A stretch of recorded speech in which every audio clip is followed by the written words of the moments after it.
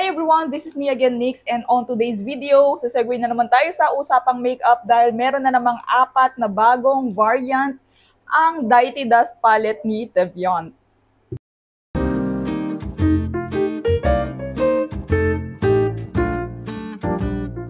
So, ganitong itsura niya. Pag inopen mo siya, meron siyang 3 laman na palette. Meron siyang blush, highlighter, and for contour. May cover din yung mirror niya, and pag inopen mo yung mirror niya, napakaganda kasi meron ako nito dati. And hindi pa rin siya ubos, ginagamit ko siya. Favorite ko siya kasi sobrang, pag nagmamadali ako, alam niyo na. Sobrang dali niyang dalhin, all-in-one na siya, di ba? Hindi mo na kailangan maglabas ng maraming products, to get your face done, lalo na pag mag-retouch ka sa labas. Ayan yung mirror niya, and ang ganda niya kasi talagang cover na cover niya talaga yung buong mukha ko. Nakikita niya talaga. As you can see, meron lang akong eye makeup, eyebrow, and light lip color. Wala akong highlighter, contour, and blush.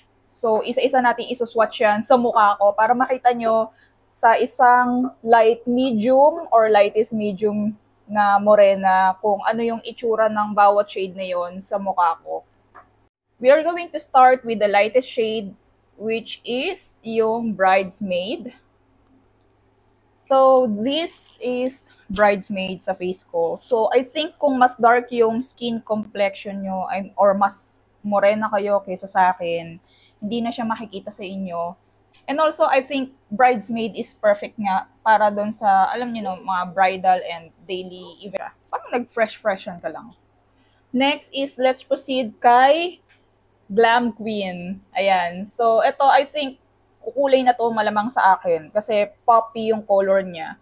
Medyo hawig siya doon sa, sa main role. Pero I think mas pop lang yung color nito compare kay main role and mas dark yung contour niya. Gamitin rin natin siya as contour, highlight, blush.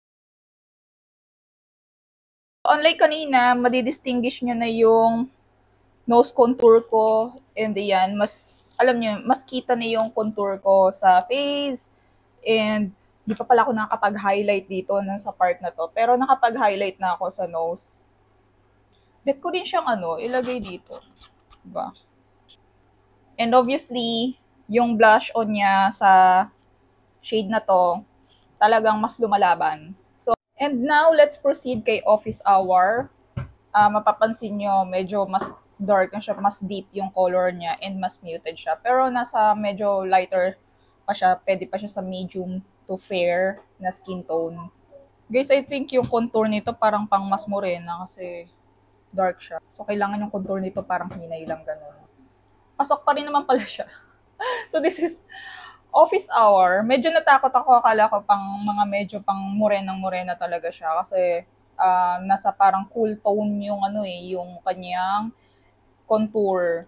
Yung kanina napapansin nyo, yung mga ginamit ko kanina is parang more on the warm side. So, ito yung cool tone.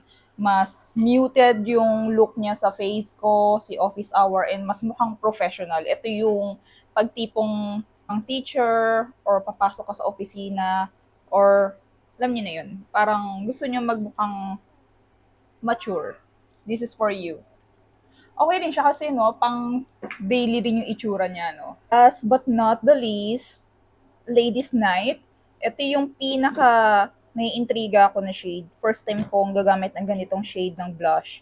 And nasa warm yung kanyang contour. I think this shade perfectly works for my skin tone. Hindi ko sure guys kung nakikita nyo yung difference ng mga swatches ko sa mukha ko. Pero sana nakikita nyo sa camera. Feeling ko ito talaga yung mag-work dun sa mga morena talaga. Yung mga dark. Kasi tignan nyo naman yung pigment nung yung pumipigment talaga yung contour niya. Ang cute ng highlighter niya. Parang may pagka pinkish, Hindi ko alam kung nakikita sa camera, pero parang nag-holographic siya sa skin. Ayan, di ba? Yung pink na holographic. I think this is not for nose contour, pero push. And ito na si Ladies Night. Ayan, medyo in-exage ko lang siya. Pero, ayun nga, dark na talaga siya. So, perfect to para sa mga morena. Pero since na hindi siya yung tipong, di ba pagka tinignan nyo siya parang nakakatakot kasi ang dark. Pero, pag-apply nyo sa skin nyo, natural pa din yung effect niya. So, I think, ayan, parang muted. Pero yung drunk na pang morena yung dating ganun. Pero I think it works nga talaga sa mga darker. And ayun na nga lahat. So far, gusto ko naman sila lahat, pero favorite ko talaga ito, si Bridesmaid. Kasi parang feeling ko pang araw-araw siya Bridesmaid. Tapos yung top 2 ko si Office Hour. Kasi alam niyo yung pagka parang feeling ko pang professional, ganon. Ayan. Ganda niya. Tsaka pang daily. Gusto ko sila para kasi parang feeling ko gamit na gamit ko tong dalawang shade na to. Nito. Pagka bright, ito naman pagka parang serious type, ganun. Ayun. Kayo, anong nagustuhan niyo? Ano yung pinaka-favorite niyo sa mga shade na pinakita ko kanina sa Daitidas? And also, don't forget to follow me on Spotify, Nick Santos. And meron tayong i-release na bagong kanta na naman, bro. This year, I think mga October siya. And of course, please follow me on Spotify and also stream my song Trouble is a Friend and Illegal Settler. Yun lang. God bless. Ciao!